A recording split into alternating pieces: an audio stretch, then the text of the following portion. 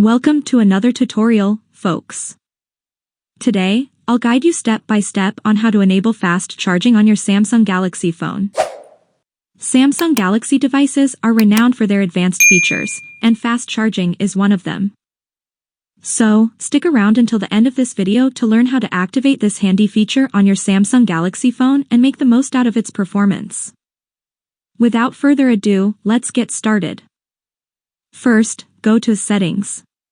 Then, scroll down, find the Battery option, and tap on it. Once you're in the battery settings, scroll down and select Charging Settings. After doing that, simply toggle the fast charging switch to turn it on. Excellent! You've now activated fast charging on your phone. It's a very easy and straightforward process. I hope this video has been helpful to you.